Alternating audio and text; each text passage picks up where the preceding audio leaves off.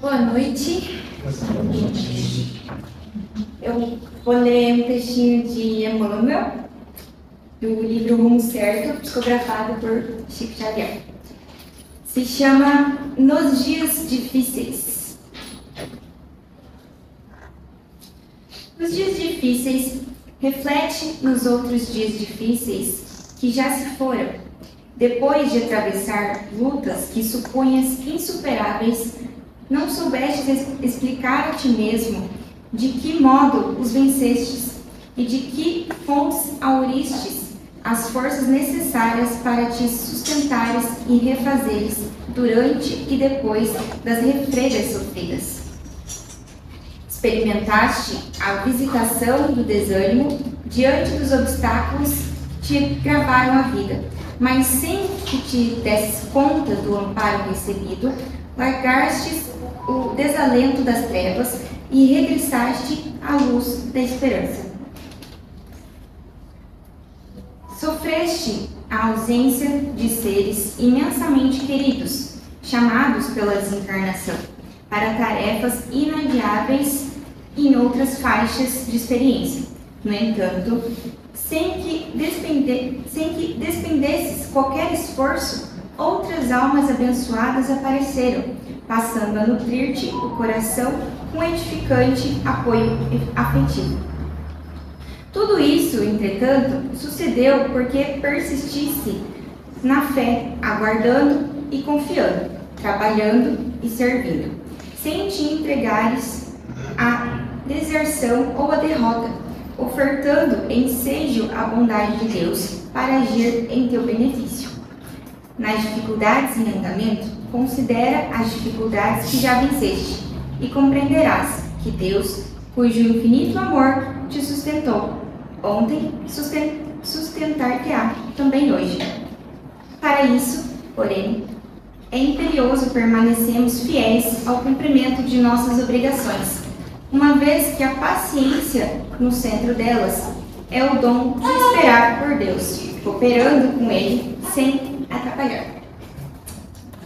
Bom, então aqui Emmanuel fala, da providência divina agindo em nossas vidas nos dias difíceis, como é o título do texto. E se a gente for olhar para trás, a gente percebe quantas dificuldades nós já passamos e quantas dores nós já superamos. Se a gente for ver, em todos esses momentos, alguns de provas, outros de expiações, mas em todos esses momentos, nós tivemos o amparo divino. Nós nunca ficamos desamparados. E, aos poucos, a gente vai percebendo, A gente vai percebendo que a gente supera a nossa dor, a nossa dificuldade, mas isso não é do dia para a noite, Conforme os dias vão passando. E Emmanuel fala aqui no texto, que no momento da dor, às vezes a gente nem percebe, nem nos damos conta que estamos sendo amparados. Mas estamos recebendo auxílio divino, sempre. A gente só vai se ligar nisso depois, quando passar a dificuldade, quando passar a dor, a gente vai pensar, nossa, como eu consegui superar aquilo, como eu consegui ser forte naquele momento. E era a providência divina agindo, era o amparo de Deus. Então, nesse momento, no presente, nós estamos passando por alguma dificuldade, alguma dor, vamos ter em mente que Deus está com a gente. Nós não vamos ficar desamparados, nem por um segundo. Se Ele não nos abandonou antes, por que Ele nos abandonaria agora?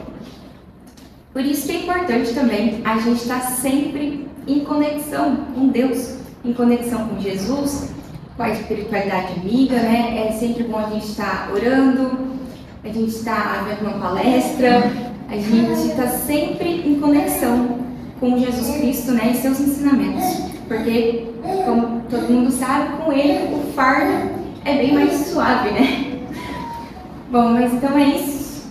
Vou fazer uma oraçãozinha aqui para depois dar continuidade à palestra oficial. Vamos fechar nossos olhos e concentrar o pensamento em Jesus. Amado Mestre Jesus, que o Senhor possa abençoar cada um que se dispôs a vir aqui esta noite. Abençoe também nossos familiares que ficaram em casa. Que possamos sempre nos lembrar que não importa o tamanho da nossa dificuldade, o tamanho da nossa dor, tenhamos em mente que Deus está conosco, que o socorro sempre vem e que não há mal que dure para sempre. Tudo passa. E assim seja. Bom, agora sim, passo a palavra para Adriane Bacarim, que vai falar sobre o autodespertamento inevitável.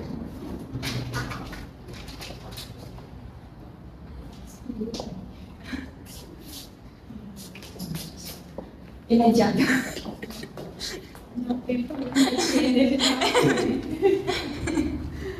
Boa noite, queridos. Muito obrigada pelas suas presenças, porque sem elas a gente não tinha objetivo nenhum de estar aqui, né?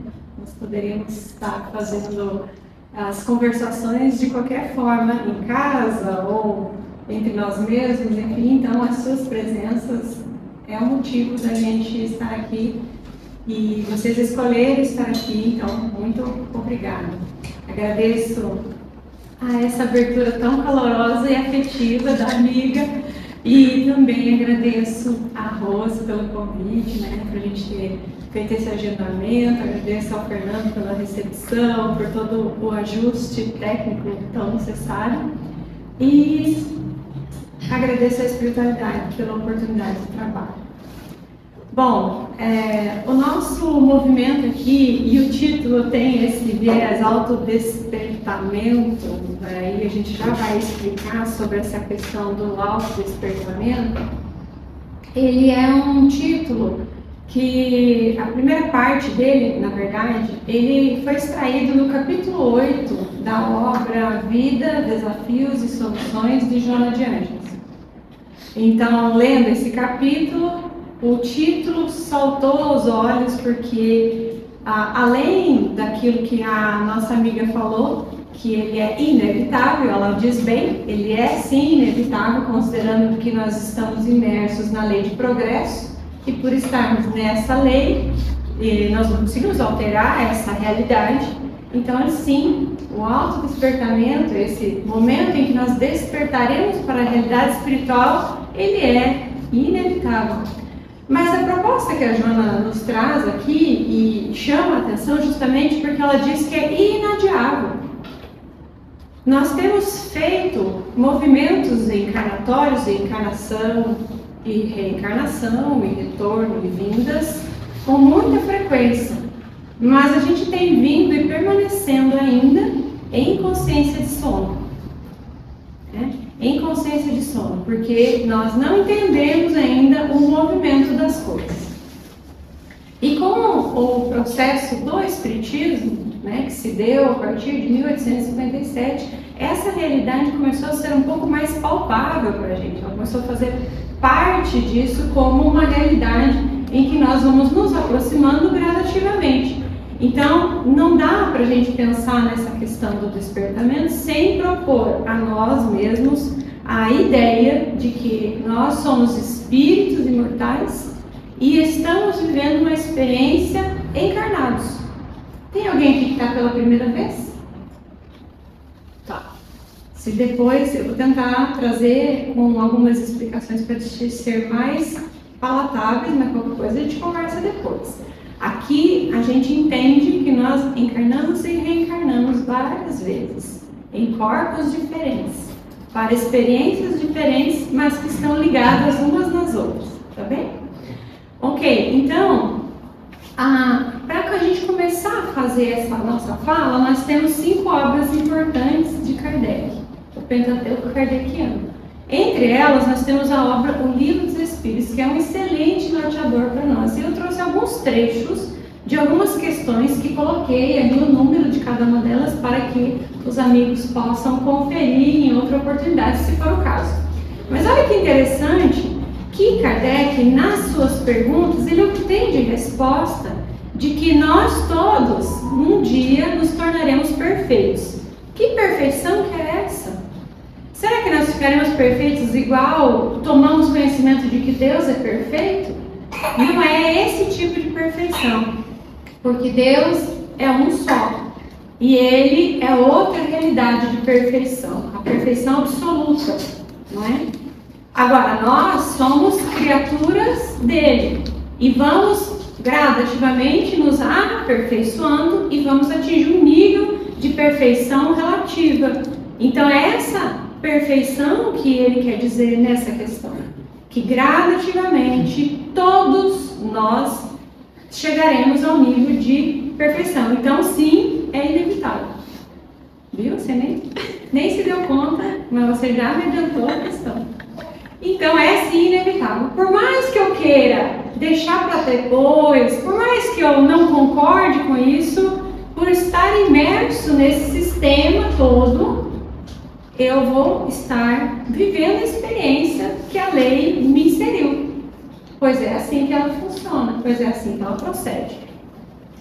Então, a 117 vai explicar, olha, alcançam a perfeição mais ou menos rápido conforme o desejo que tem de alcançá-la e a submissão que testemunham a vontade de Deus. Então, vejo duas palavras se destacam. O desejo pessoal. A minha vontade precisa estar alinhada com essa proposta de me colocar a serviço do autodescobrimento, porque na medida em que eu me descubro como espírito imortal, porque por mais que a vida cesse no corpo, a outra, essa vida real, ela continua e continuará, até que seja necessário e importante o nosso retorno na carne, ou então outros tipos de experiência, como esses espíritos jornadeiros aí do processo de evolução. Veja, então tem que ter um desejo, porque enquanto eu tiver criança birrenta, enquanto eu estiver dizendo não quero, não é algo importante para mim, eu começo a dar uma segurada aí na experiência. Vamos pegar, por exemplo, uma criança que tem uma lição para estudar e essa lição precisa ser aplicada na prova que ela vai ter. Se, enquanto ela fica o tempo inteiro dizendo eu não quero estudar, para mim não é interessante estudar, não tenho vontade de estudar, não gosto de estudar, ela fica dizendo isso para si, ela vai perdendo tempo e aí o que acontece? Ela chega na hora da prova, normalmente muito nervosa, porque o tempo passou, porque ela não estudou e agora estava ali diante dessa prova. O desejo dela de passar nessa prova não foi suficiente para que ela pudesse então se organizar e fizesse esse processo.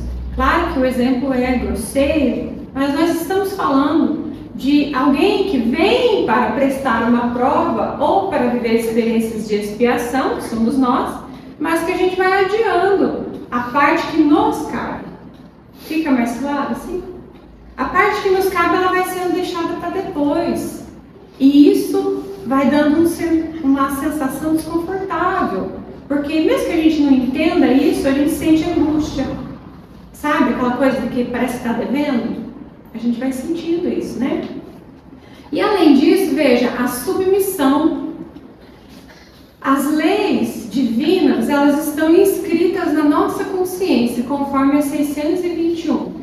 Todas as leis de Deus e da natureza, que é a mesma coisa, estão postas ali, mas elas precisam ser acessadas. Porque, de novo, uma criança que não tem capacidade cognitiva, neurológica, emocional para dar-se conta de algumas regras sociais, ela age conforme ela sabe. Na medida em que ela vai crescendo, ela vai tomando consciência de algumas coisas. Por exemplo, que ela não pode invadir espaço alheio, adentrar em propriedade privada, que ela não pode atentar contra a vida, contra a imagem de qualquer pessoa. Ela vai entendendo isso, porque as leis sociais vão sendo gradativamente entendidas por ela. Veja que as leis já existiam, ela estava inserida nesse contexto, mas conforme a cognição e os passos foram acontecendo, ela foi se apropriando disso. Então, da nossa parte, fazendo essa comparação, como espíritos imortais que somos, essas mesmas leis precisam ser acessadas conforme a nossa maturidade. E aí, essa maturidade é uma maturidade espiritual / emocional, né? Porque essa possibilidade de me submeter às leis, eu me coloco na posição de menor. Quando a gente acha que somos muito grande, nosso ego infla, e aí então acreditamos que Deus não sabe muito sobre a minha vida, eu sei mais. Então eu sei o que é bom para mim. O que me acontece eu não concordo, eu fico insubmisso, porque eu acredito que eu sei mais. Então falta essa submissão. Comparando de novo a uma criança, que eu acho que é um exemplo muito bom para a gente pensar. Uma criança que é dócil, que ela é obediente, não é mais fácil educar? Nós, às vezes, podemos nos adaptar a isso e nos tornarmos esses submissos a essas leis, mas nós podemos ser esses indóceis, esses que precisam de uma boa carga de dureza da vida para que a gente aprenda. Percebe então que, na verdade, nós, sendo imperfeitos como somos, nós também temos um critério mais ou menos assim ajustado para educar os nossos filhos. E a espiritualidade funciona da mesma forma. Bom, então, essa questão da maldade, né, aqueles que têm uma propensão para o mal e que em realidade nem sempre é mal, mas ignorância, né, por ignorar as coisas, ignorar a si mesmo, ignorar as realidades, nós acabamos por irmos a um caminho do campo da maldade. Mas, ainda assim, é possível que se faça a retomada do caminho de volta. Tem até um trecho da Amélia Rodrigues que eu separei para trazer para vocês hoje, que ela diz exatamente assim.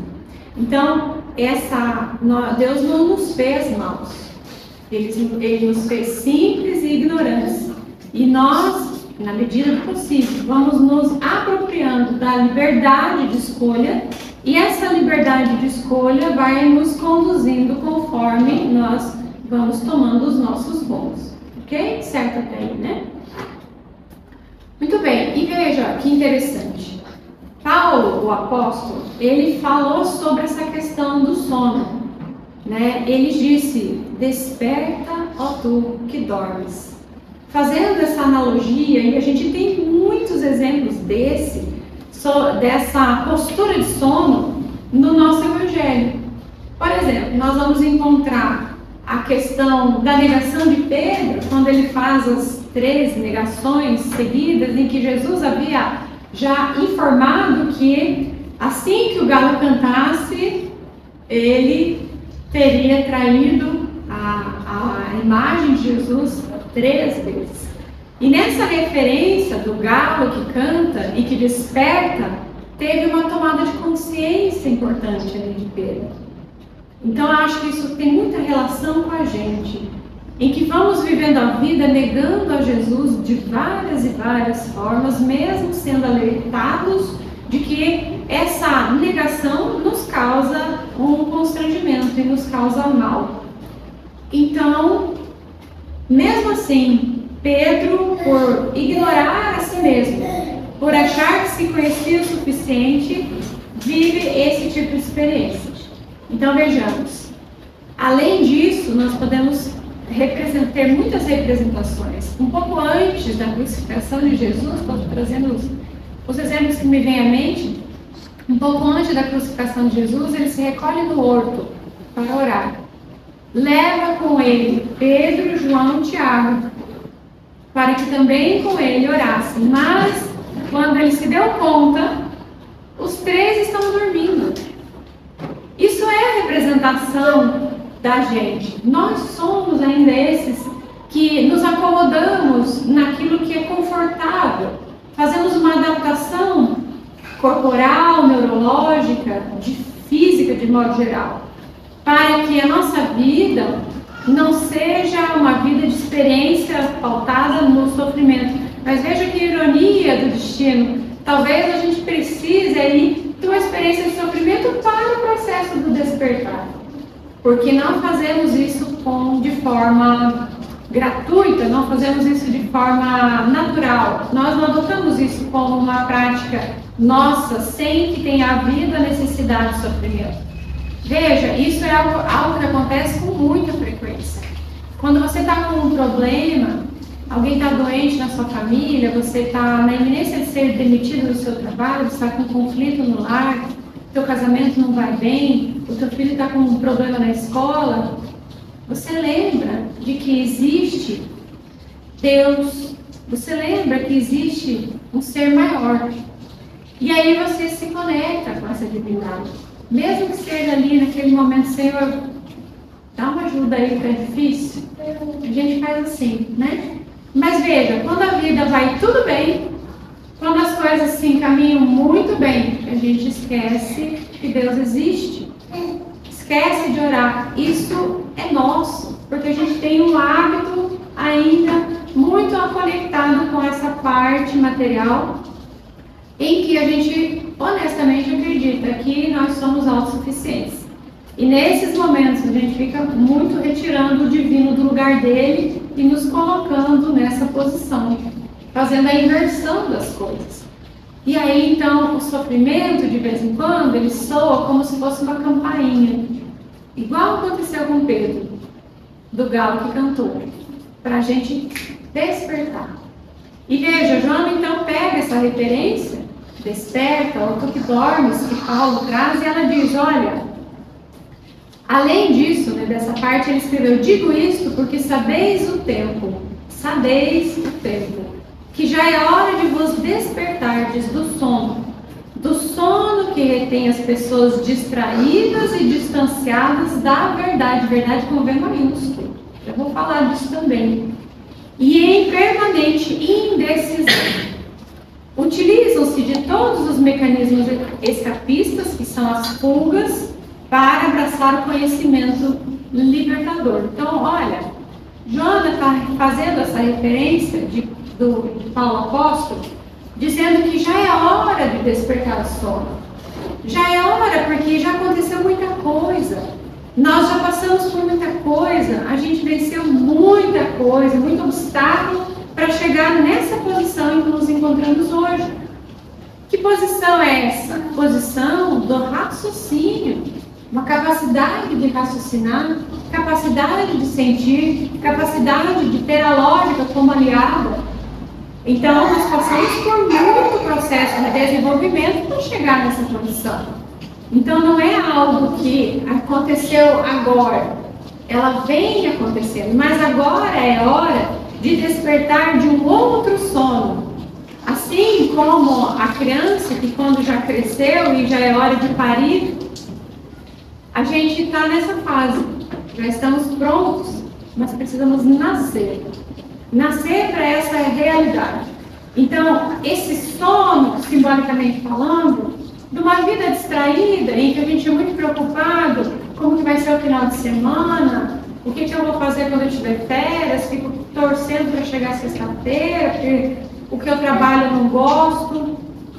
Mas daí eu torço também para chegar logo durante a semana, porque eu passei o final de semana inteiro brigando com a minha esposa, com meu marido, briguei com a família, arrumei confusão no lugar onde me encontrei. Então nós vamos criando sempre lá na frente eu vou me desconectar, daqui a pouco vai ser bom, quando eu tiver férias, quando eu me aposentar, eu vou sempre jogando esse momento para frente.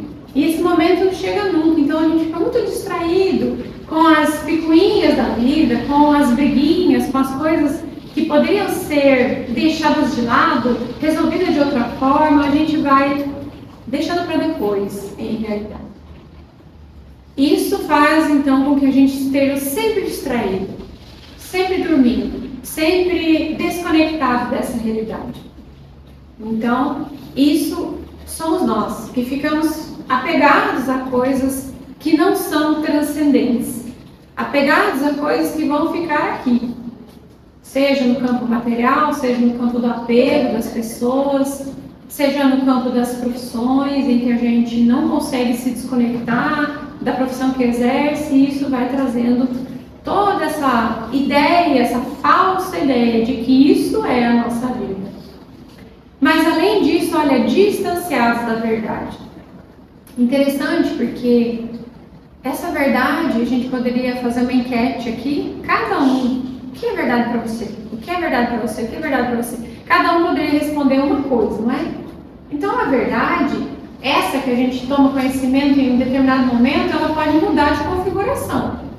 Porque o que eu sei, por exemplo, em relação à matéria do cosmos, daqui a pouco eu já entendo que as coisas não são mais como eram. Antes eu achava, acreditava que eu tinha X planetas. Hoje a ciência já diz que eu tenho mais. Porque tal planeta subiu na escala, porque o outro deixou de existir, apareceu mais um outro aqui. Então essa verdade, ela não é absoluta, certo? Porque ela muda a cada tempo, de tempo em tempo, essa verdade, ela vai se alterando conforme a nossa capacidade de percepção das coisas, da vida e etc. Aquilo então que eu pensava, minha opinião, também muda de configuração. Então a minha verdade, e que a gente sempre fala, né, nós não somos donos da verdade, da minha verdade pode ser que eu seja, mas não da verdade real, absoluta não sei. Então ela vai se alterando, ela vai se modificando. Mas o que a Joana quer chamar aqui é a verdade com V maiúsculo, que é Deus. Na obra Em Busca da Verdade, ela vai afirmar, com todas as letras, a verdade é Deus. E se nós queremos intentar ao processo do autoconhecimento, ele somente se fará quando eu me conectar com o divino. E o contrário também é verdadeiro. Se eu quero me conectar com Deus, eu devo proceder com o autoconhecimento.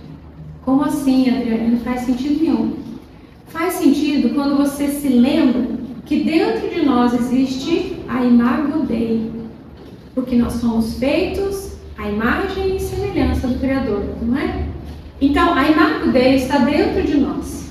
Na medida em que eu me conheço, eu acesso essa imagem de Deus, porque sou criatura dele.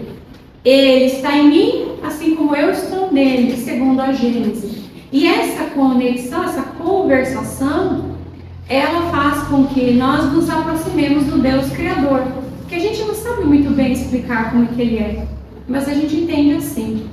Então, me conectando comigo, eu me liberto daquilo que me faz bem. Eu me abro para aquilo que é transcendente, que vai me fazer crescer. Né? Me liberto das amarras do passado, eu perdoo aos outros, perdoo a mim mesmo. Vou seguindo, passo adiante, deixo para trás o que não me serve mais. Abro mão dessas coisas que me prenderam na retaguarda. Então é nessas horas em que eu me aproximo de Deus. Da onde você tira isso, Joana? Pergunta ela. Ela vai dizer, bom, existe uma questão no Livro dos Espíritos que diz assim, que o homem somente é infeliz quando das leis de Deus se afasta. Então, como é que eu me aproximo das leis de Deus se eu não me conecto comigo, se eu não me conecto com a divindade, de modo geral? É uma questão quase que matemática, para quem gosta da parte lógica, não é meu caso.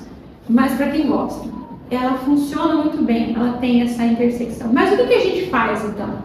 Dorme para essas realidades, não se dá conta, não quer falar disso, deixa para depois, eu vou tocar a minha vida, deixa eu primeiro criar meus filhos, deixa eu primeiro me formar na faculdade, deixa eu primeiro ganhar dinheiro na minha profissão, deixa eu primeiro alguma coisa acontecer e eu vou colocando coisas para fazer antes. E nisso nós vamos nos utilizando do que ela diz dos mecanismos escapistas, né? O que é isso? Fuga, sai pela tangente. Quando tem um problema em casa e a gente tem uma conversa difícil que precisa acontecer, antes que essa conversa aconteça, e se aconteça, a gente normalmente faz o quê? Foge da conversa, não vai encontrar com fulano porque não está a fim de falar sobre aquele assunto, na casa espírita ou em outro ambiente social, no ambiente de trabalho, por exemplo. Fiquei chateado com a pessoa, então eu fujo, passo reto, dou uma volta no quarteirão para não encontrar com a pessoa. Então, esse movimento de fuga, nós fazemos desde os nossos primórdios. Porque na iminência de qualquer ameaça e perigo, a gente fugia para não ser devorado pelas feras. Assim era o nosso movimento. Mas veja que isso está conectado com um cérebro ainda muito primitivo. Hoje nós estamos na era da razão, como citei para vocês. Então a gente precisa olhar para isso como, poxa, eu estou fugindo da realidade. Deixa eu olhar para isso como uma proposta de crescimento. Que mais? Então a Joana vai afirmar com todas as letras mais uma vez que o grande desafio atual é de fato o autodescobrimento. Quem sou eu? De onde eu vim? Para onde eu vou? Qual é a minha natureza? O para que eu estou aqui? Qual que é a finalidade da encarnação? Qual que é a necessidade de algumas experiências de sofrimento? Por que algumas pessoas sofrem mais, outras menos? Por que a realidade é diferente? Então essas perguntas a gente vai se fazendo e elas vão dando um sentido ético da vida, do porquê, do para quê, do viver e passar pelo que passamos. Então não é apenas uma identificação das necessidades, mas dessa realidade emocional, dessas aspirações legítimas e também das reações diante das ocorrências do cotidiano. Eu preciso me conhecer para saber mais ou menos como é que eu vou reagir.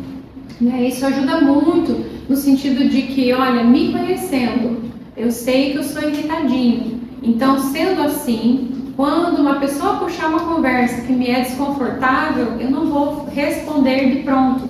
Eu vou refletir um pouco, porque se eu responder de pronto, eu vou falar coisas que depois eu vou me arrepender, né? Então eu entendi que eu sou uma pessoa um pouco mais melancólica, né? A tristeza para mim é uma realidade. Então eu vou prestar atenção para que essa tristeza, ela pode até vir. Ela pode até vir e me trazer algum recado aí, mas ela não pode morar em mim. E aí eu fico atento para dizer para ela, muito bem, agora você pode ir. Eu já entendi o recado. Então nós vamos fazendo um sistema de autodomínio, percebe?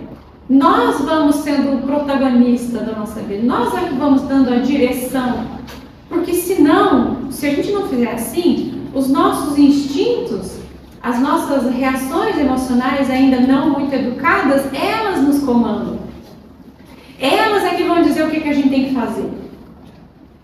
Então, nesse movimento do autodescobrimento, você precisa descobrir o que para você é frágil, para que você não seja pego de surpresa e para que você não seja vítima, entre aspas, dessa experiência instintiva, primitiva, que você carrega há muito tempo. Porque agora já é tempo do despertar. Porque agora já é tempo de colocar a lógica, a razão para funcionar. Certo? Então, o que mais? Olha, e veja que interessante, né? A gente encontra no Evangelho essa referência para que a gente conheça a verdade. E conhecendo a verdade nos libertará. Como que a gente entende isso, então, dentro dessa proposta? Conhecendo a verdade sobre mim, sobre o que eu sou, o que para mim é frágil, o que para mim ainda é algo que eu não sei lidar muito bem, o que para mim é algo que eu já tenho condições de lidar, ou seja, eu tenho capacidade de falar em público, eu tenho capacidade de argumentar. Então eu desenvolvo esse talento, isso é algo que fala sobre mim, então eu vou usar isso da melhor forma, eu vou usar isso da melhor maneira para mim e para os demais. Então eu vou conhecendo as minhas verdades, as minhas questões que precisam ser ajustadas, mas também aquilo que eu trago como talento. O talento, a gente trabalha isso também na obra Em Busca da Verdade, quando ela trabalha a parábola dos talentos. Né? Todos recebemos, como diz ela, pelo menos um, porque a vida já é um talento. Então pronto, eu já tenho talento. Então o talento da inteligência, da juventude, da cognição, o talento do tempo, tudo é talento, né? Talento do conhecimento, e que baita talento é esse, né? Para que a gente vá, então, se utilizando dele e multiplicando, levando as informações, partilhando aquilo que tem, recebendo do outro aquilo que lhe falta. Essa é a proposta. Então, eu preciso conhecer a minha verdade. E ela vai me libertar no sentido de que, na medida em que certas coisas já não me fazem sentido, eu me abro para deixar vir coisa nova. Porque a vida é movimento, a vida é progresso. Estamos inseridos na lei de progresso. Então, conhecendo essa verdade, ela nos liberta. E conhecendo a verdade com V maiúsculo, conhecendo a divindade, como ela funciona na nossa vida, aí faz toda a diferença. Porque a gente tem a tendência de colocar Deus num lugar menor do que ele deveria estar. A gente acha que Deus se vinga, que Deus nos pune, que Deus nos castra. Porque nós é que somos assim, nós acolhemos as pessoas dessa maneira, a vida dessa maneira. Mas Deus não é assim. Deus quer o nosso melhor. Como diz no Antigo Testamento, Ele não quer a morte do ímpio. O ímpio é o quê? Aquele que não sabe direito das coisas. Ele não quer a morte, Ele quer a transformação. O que Ele quer de nós é a transformação. Por Ele continua Deus. Ele fica inabalável por nós. Porque na medida em que a gente faz esse movimento, nós nos tornamos mais felizes. E é o que Ele deseja para nós: a felicidade, a completude, a inteireza, a grandeza. O que Ele quer é a abundância. Eu vim para que em mim tenhais vida, segundo Jesus, mas vida em abundância. Não é uma vida xoxa, capenga, medíocre, é uma vida em abundância. É grandioso, o processo é grandioso. Então, quanto mais nós nos conhecemos, mais nos encaminhamos à perfeição. A felicidade, então, ela é proporcional à perfeição. Onde que eu tiro isso? Na obra O Céu e o Inferno. Ele faz essa relação, que a imperfeição, ela tem conexão com a felicidade, barra infelicidade, dependendo de como que é essa questão. Então, quanto mais nós nos conhecemos, mais nos aperfeiçoamos e mais felizes nos tornamos. É matemática, de novo, né? É assim que as questões procedem. Veja, questão 115. Para não dizer que eu inventei o que eu estou falando, vamos lá, colocar as questões para ficar bem marcado, para a gente levar isso na nossa cabeça e nunca mais esquecer. Veja, Deus criou todos os espíritos simples e ignorantes, isso é, sem saber. A cada um deu determinada missão, com o fim de esclarecê-los e de os fazer chegar progressivamente à perfeição, pelo conhecimento da verdade, para aproximá-los de si.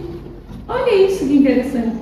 Então, eu vou conhecendo a verdade sobre mim, vou me libertando e vou me aproximando de Deus, na mesma toada, na mesma direção em que me conheço a Deus.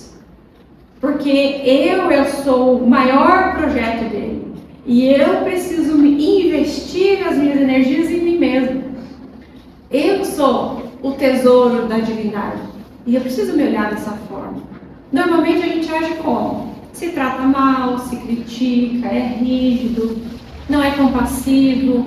Qualquer defeitinho, qualquer palavra torta, a gente fica 3 dias falando daquilo lá. E esquece das coisas que a gente já deu conta de vencer. Por que a gente não é conosco da mesma forma que somos com os nossos amigos, por exemplo?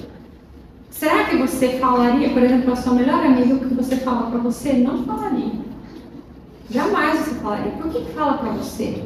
Por que você tem essa tendência de se colocar lá embaixo, de achar que um pouco é o que você merece? Então, a tua autoestima está conectada em algo que não é a realidade. Você precisa mudar esse sistema. E você conhecendo a si mesmo, você muda o seu padrão de funcionamento. E nessa perfeição é que eles encontram a pura e eterna felicidade. Essa perfeição vai te trazer felicidade. Passando pelas provas que Deus lhes impõe, tá vendo que interessante? Eu tenho provas impostas.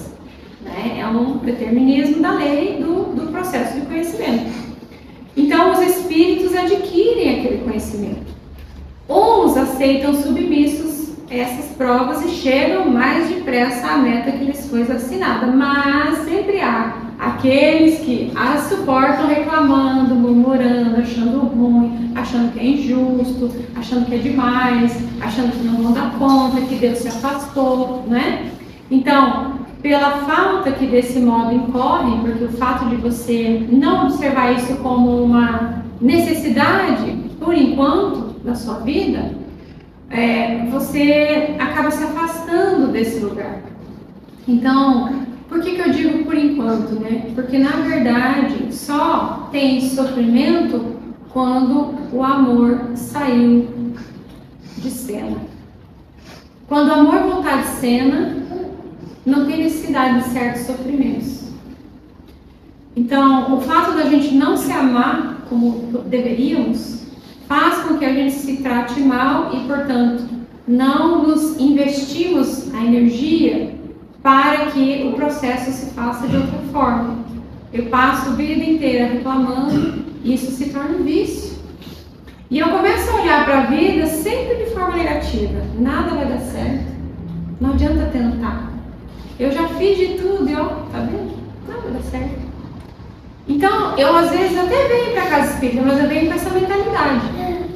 E daí tá a pessoa falando, seja no grupo de estudo, ou seja aqui, ou seja uma conversação de que a gente tem aí no final, ou antes, enfim, mas a gente já está com a mentalidade feita, assim, então a gente já encara a vida assim. Então eu começo meu dia assim, eu termino meu dia assim e a vida passa assim. Porque aquilo que pode nos derrubar, sabe o que é? A nossa mente. Os nossos pensamentos, eles nos derrubam e também nos elevam. Depende do que você pensa, o que você nutre na tua esfera mental, você atrai espíritos que vibram na mesma sintonia e que te fortalecem, independente daquilo que você adotou, seja para o bem ou seja para o ruim. Então veja, nessa mesma obra, nesse mesmo capítulo de Joana, ela vai dizer que nós, né, que deixamos isso tudo para depois e que não estamos acordados para essa experiência da vida, ela nos compara a cadáveres que respiram. Parece grosseiro olhar para isso, né? Mas veja só, às vezes a gente está na vida, mas não está na vida. Às vezes a gente está alimentando o corpo porque, sei lá, porque alguém está falando que precisa, mas a gente anda tão desmotivado na vida. E claro, né, existem, é importante que se fala isso, né? Existem as pessoas que já adoeceram. Mas antes de adoecer, e que depois que adoecem precisam de um tratamento bem direcionado para isso, mas antes de adoecer, houve ali uma adaptação, uma viciação no pensamento. Eu, Joana, chamo isso de viciações mentais. Você viciou o teu pensamento de um jeito que você só enxerga aquilo, então naturalmente aquilo vai tomando uma proporção, ele vai engrossando o caldo e as coisas vão ficando mais difíceis de sair.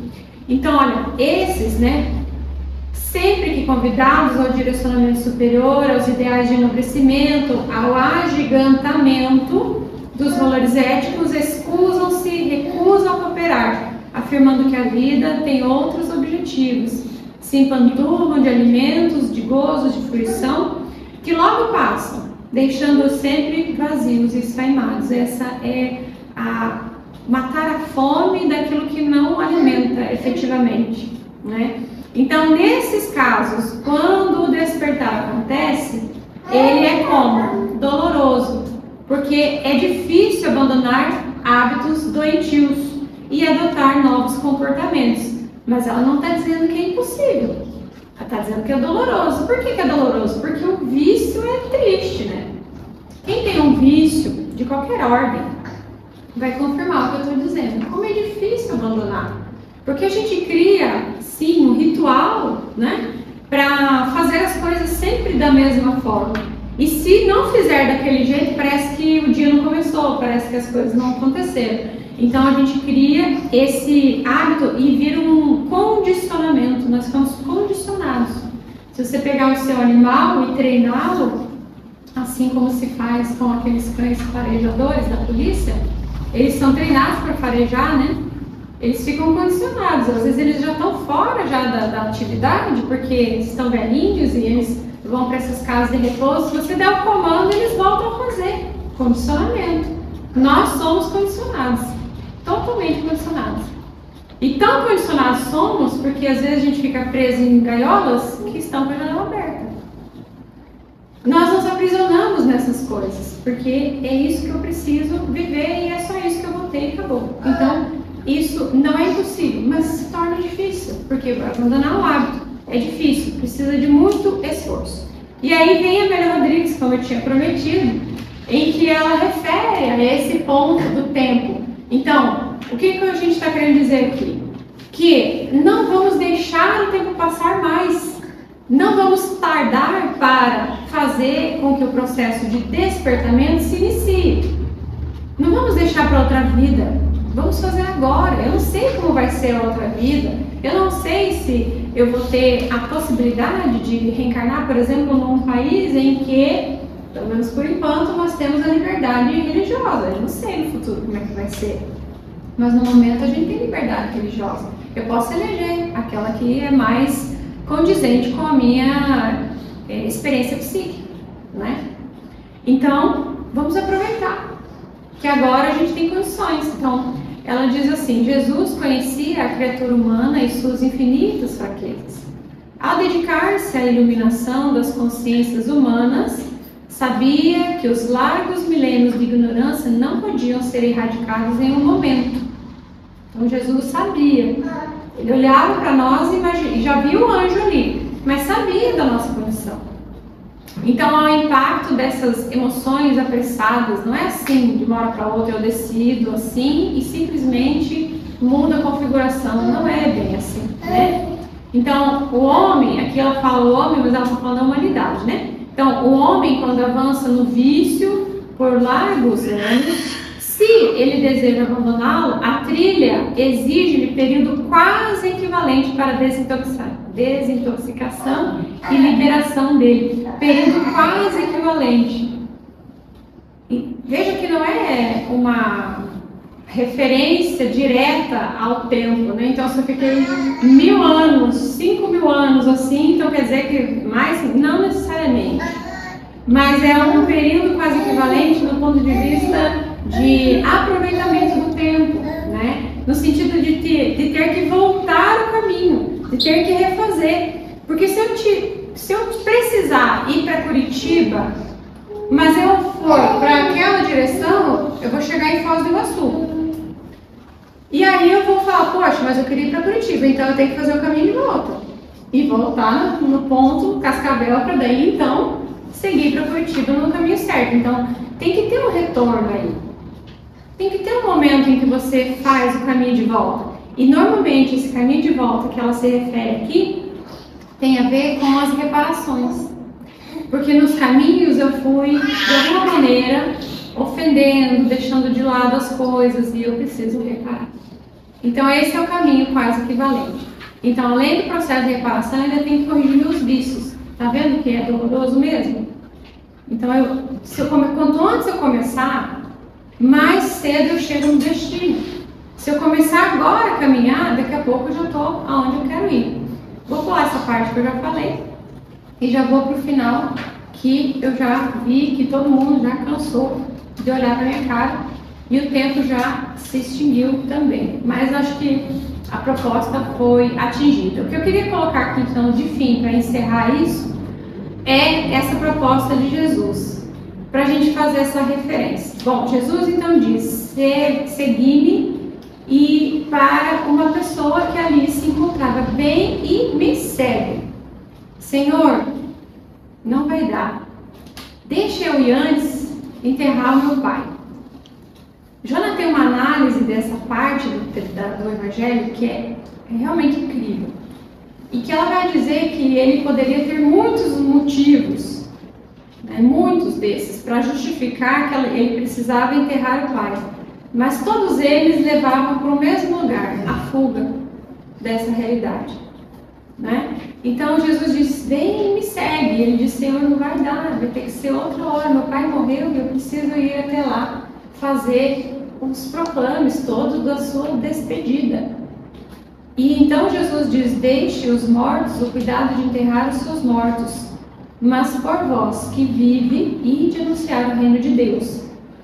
E isso no Evangelho, segundo o Espiritismo, a gente vai encontrar na moral estranha, né? Vai estar lá na parte da moral estranha, porque parece muito estranho. Jesus, que tinha valorizado tanto a família, como é que ele fala para não enterrar o pai? Parece tão incoerente com a realidade de Jesus Cristo. Na verdade é que quando ele se aproximou daquele jovem, ele já sacou tudo que estava por trás disso. Ele já percebeu tudo que tinha ali de desculpas internas, de modo que esse não era o real objetivo. O objetivo era outro. E ele estava fazendo experiências de protelar já há muito tempo. E Jesus olha para ele e se apega da condição íntima que ele carregava. E diz, mas vem hoje. E então ele diz, não vai dar. Mas deixa que os mortos, aí ele faz a metáfora. Ele não está dizendo que não pode lá enterrar. É uma metáfora. Quem está morto e não tem mais o que fazer, que se encarregue de enterrar os outros que são mortos por conta da lei da afinidade. Mas você que vive, vem hoje, porque se você está vivo, a chance é agora. Olha que interessante, então. E aí, a chance é agora. A nossa chance é agora. Não é depois, não é daqui a pouco, agora. Do jeito que dá, conforme as capacidades que temos, conforme as interpretações da vida que temos, conforme nós nos permitimos. Então, o meu real desejo aqui é que essa provocação lhes continue reverberando, né? Para que, de alguma maneira, a gente se dê conta de que a gente tem, sim, negado Jesus e deixado esse contato para depois. E quem sofre com isso somos nós, verdadeiramente. Então, por que não nos permitir esse encontro e essa felicidade de estar caminhando ao lado dele? Pelas vossas atenções, muito obrigada. E agora a gente faz a nossa prece, né? Para que então a segunda parte desse encontro se aconteça e é na sala de passe ao lado.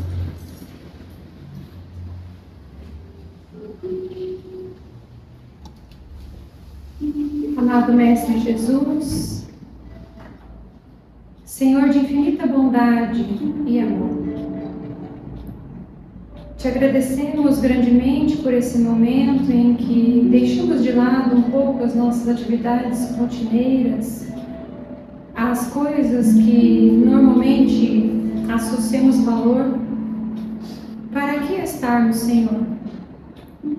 E se aqui estamos, algo em nós tem solicitado mudança de perspectiva, mas em realidade, Mestre amado, temos muito receio de abandonar as nossas velhas propostas. Temos muito medo do que podemos encontrar lá ali na frente. Ajuda-nos, Senhor, a encarar essa experiência como uma experiência divina.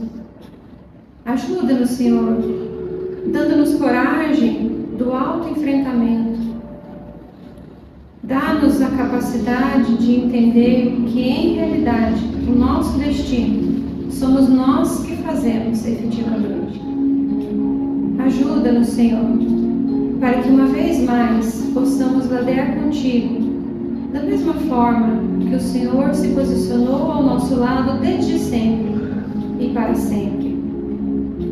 Não desista de nós, Senhor, porque sem a Tua presença, a vida na terra perece e a infelicidade toma conta dos nossos corações. Ajuda-me, Senhor, de maneira particular, a fim de que eu vença as questões íntimas, que eu olhe para o meu irmão como o irmão que é, e que as experiências de violência, agressividade, egoísmo, orgulho, aos poucos, sejam experiências que fiquem para trás. Te agradecemos, Mestre querido, pela Tua presença que se fez neste lugar, pelos estímulos vibracionais que recebemos, pela cura espiritual que naturalmente nos chegará. E te pedimos então que estenda as mesmas bênçãos para os nossos amores, nossos familiares que se encontram no nosso lar. Muito obrigada, Mestre querido, por estar sempre conosco